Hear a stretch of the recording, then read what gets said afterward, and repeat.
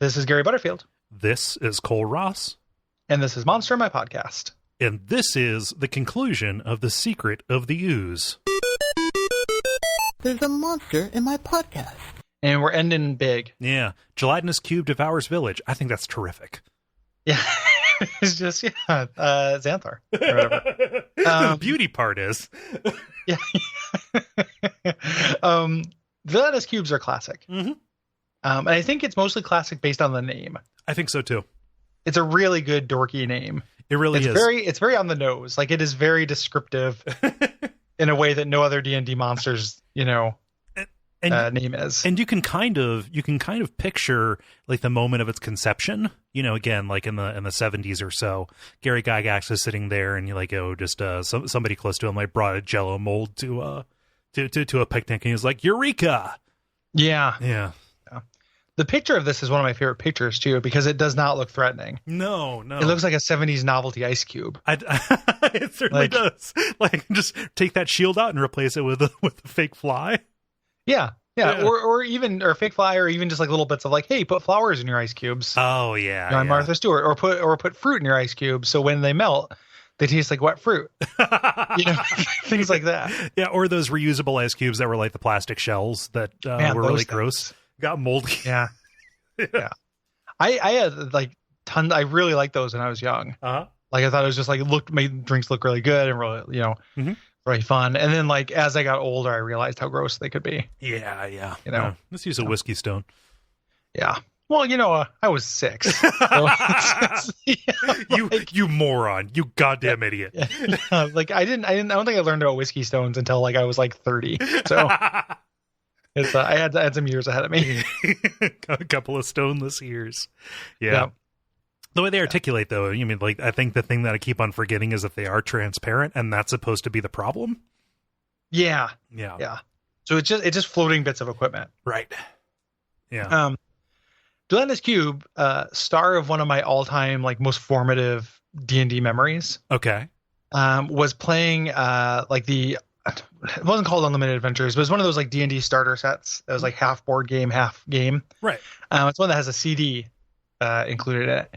And during every like beginning of every encounter, you'd have this like, little mood music, some sounds of some drips. Like, I warrior, I don't think we should go that far. Huh, thief, you lack the courage. And this little like kind of shitty adventure banter. Uh-huh. At the end of one, they're just like, oh, what's that? Floating in the air, a gelatinous cube. And it's a really great like line. But then my friend who was running it, because we were all shitty at D&D and because it was second edition, it was too hard. He's like, and then the gelatinous cube sprouts arms and started selling us items from inside it. Oh, like, man. He made it like a good guy. Yeah. Like this weird, like, it works for me. Like, I want to get this out of me and you want it. So if you feed me some food, which I can digest, right, you can have the sword. And like, it was it was the first time we'd played a game where somebody like, it wasn't like, it was pretty goofy. It was definitely broke tone, but like improvised in a way that was player forward. Right. And like kind of a good way.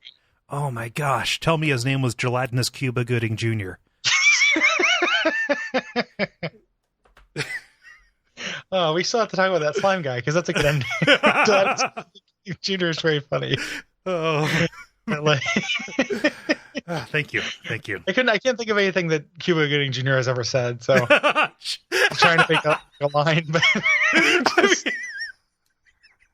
like he butts in a lot. Gary, you gotta be fucking with me, right? Oh no, he's the show me the money guy. Yeah. Okay. That's what that would have been amazing. I totally remember Tom Cruise saying that. Okay, it would have been amazing if you just played that straight. Yeah. He's got. But can you name 2 things he said? I'm the dentist from Snow Dogs. Like, it's not really like anything else. Like, I sure got more than I bargained for on this boat trip. Yeah, he said, I sure hope nothing happens to Pearl Harbor. So that with that boat trip reference, this is, I think, the second time in a month that we have referenced something adjacent to Horatio Sands. Yeah. Well, that's fine with me. Okay. Let's talk about the Slithering Tracker a little bit. Let's do our type 2 on Slithering Tracker. It's not that bad. But he's also a little too late, I think. Yeah, definitely. We skipped over the green slime, which is literally just, it's a slime. They're enemies of that, but the slithering tracker is nominally intelligent. Like, Yeah. what is it here? Like average intelligence. So like about as intelligent as like a villager, right? Yeah, as intelligent as Sean. Like I don't know. I'm not thinking of a specific Sean. Fill in your own Seans Yes. for that. Yeah.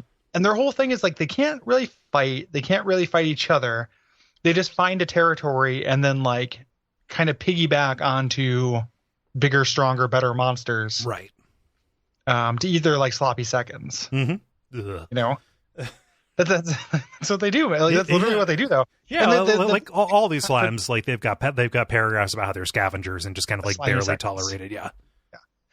They have this whole like contradictory statement in this book where it's like, a bigger monster will not will kill an enemy but still have and eat part of it and still have some remains, and then the slithering tracker will come. Sometimes the enemy the food was not even dead, it was just unconscious until the slithering tracker gets there, and it's like, oh, is the idea that the ogre like ate part of this thing and now it's unconscious?